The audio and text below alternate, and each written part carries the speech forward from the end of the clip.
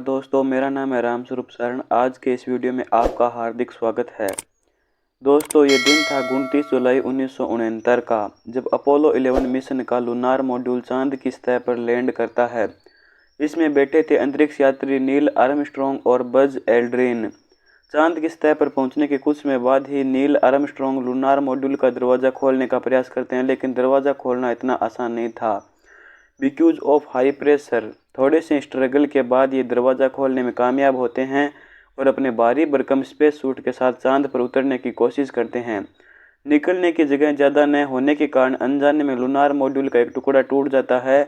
इन दोनों को इसके बारे में पता नहीं चलता है क्योंकि वहाँ पर हवा नहीं थी, इसलिए साउंड ट्रेवल नहीं कर सकता था। लेकिन ये टुकड़ा टूटा था, ये बहुत ही ज़्यादा इम्पोर्टेंट पार्ट था लूनार मॉड्यूल का।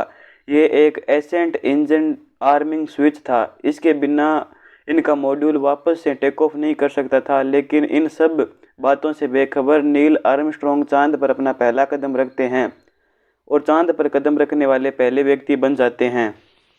लेकिन क्या ये सच में हुआ था? क्या कभी इंसान चांद पर गए थे?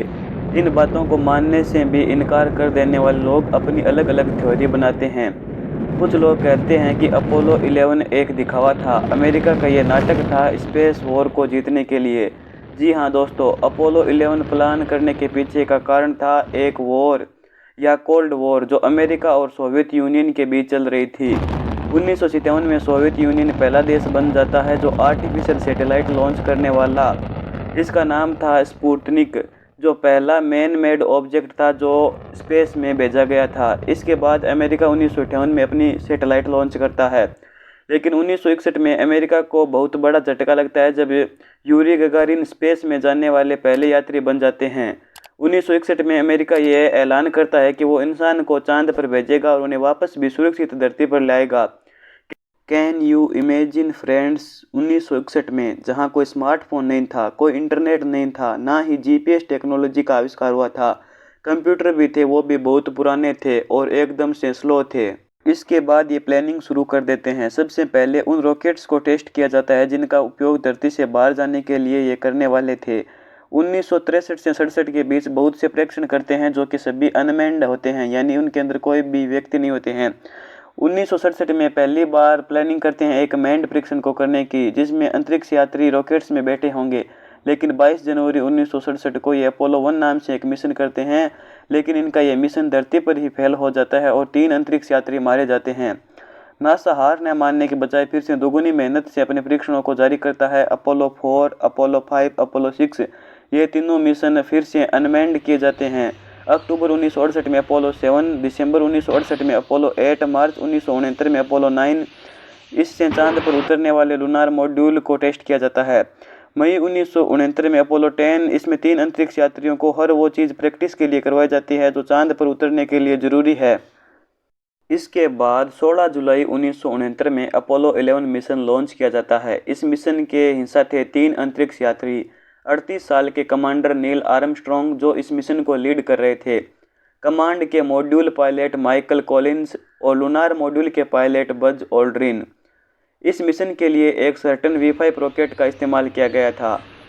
अपोलो 11 के स्पेसक्राफ्ट के 3 हिस्से थे, कमांड मॉड्यूल, सर्विस मॉड्यूल और लूनार मॉड्यूल। पहले 2 को एक साथ रखकर CSM बोला जाता था, कमांड एंड सर्विस मॉड्यूल। यहाँ मकसद यह था कि केवल लूनार मॉड्यूल को ही चांद पर भेजा जाएगा, इसे CSM से डिटैच कर लिया जाएगा और फिर लूनार मॉड्यूल को उड़ाकर CSM के साथ अटैच करके धरती पर लाया जाएगा। इस मिशन के लिए प्रयुक्त होने वाले सर्टेन V5 रॉकेट में 1 मिलियन गैलन फ्यूल डाला गया था। 19 जुलाई 1969 में ऑलमोस्ट 4 लाख किलोमीटर ट्रैवल करने के बाद अपोलो 11 का स्पेसक्राफ्ट चांद के ऑर्बिट में पहुंचा, जहां पर CSM से लूनार मॉड्यूल अलग हो जाता है। कंट्रोल मॉड्यूल में बैठे थे माइकल कॉलिंस और स्पेसक्राफ्ट के इस हिस्से को नाम दिया गया था कोलंबिया, और दूसरी तरफ लूनार मॉड्यूल को नाम दिया गया था ईगल, जिसमें बैठे थे कमांडर नील आर्मस्ट्रॉन्ग और बज ऑल्ड्रिन। लूनार मॉड्यूल तकरीबन 8 बजे के करीब चांद पर उतरने जा रहा था। कंप्यूटर में ऑटोमेटिक लैंडिंग का प्रोग्राम डला हुआ था, लेकिन तकरीबन 150 मीटर ऊपर चांद की सतह से नील आर्मस्ट्रॉन्ग कंट्रोल अपने हाथों में ले लेते हैं। वो नोटिस करते हैं कि लूनार मॉड्यूल ऐसी जगह लैंड होने जा रहा था जहां बड़े बड़े पत्थर थे। लैंडिंग की फिक्स जगह से तकरीबन 4 मीटर दूर लूनार मॉड्यूल को उतारा गया। 6:16 पर ऑल्ड्रिन ने फ्यूल के इंडिकेटर को देखा तो 5% फ्यूल बचा हुआ था, लेकिन फिर भी नील आर्मस्ट्रॉन्ग और बज ऑल्ड्रिन चांद पर लैंड कर गए। फाइनली नील आर्मस्ट्रॉन्ग चांद पर अपना पहला कदम रखते हैं। इस मूवमेंट को 650 मिलियन लोग लाइव देख रहे थे। Go ahead, Mr. President. This is Houston out. इनके पीछे पीछे बज ऑल्ड्रिन भी चांद पर उतरते हैं और ये तकरीबन 2.5 घंटे तक चांद की मिट्टी और वहाँ के पत्थरों के सैंपल लेते हैं और कई साइंटिफिक ऑब्जेक्ट्स भी चांद पर लगाए जाते हैं। ये चांद पर की एक प्लेट भी छोड़ते हैं, उस पर कुछ जानकारियाँ लिखी हुई थी। इसके बाद वे अपने लूनार मॉड्यूल में प्रवेश करते हैं और उस इंजन को स्टार्ट करने की कोशिश करते हैं जो टेक ऑफ के लिए सबसे ज़रूरी था, लेकिन वो इंजन स्टार्ट नहीं होता है क्योंकि उसका स्विच तो पहले ही टूट चुका था। इसके बाद बज ऑल्ड्रिन ने अपने बॉल पॉइंट पेन से सर्किट को कंप्लीट किया और लूनार मॉड्यूल टेक ऑफ कर गया और सीएसएम से अटैच हो गया। इसके बाद स्पेसक्राफ्ट धरती की तरफ आने लगा।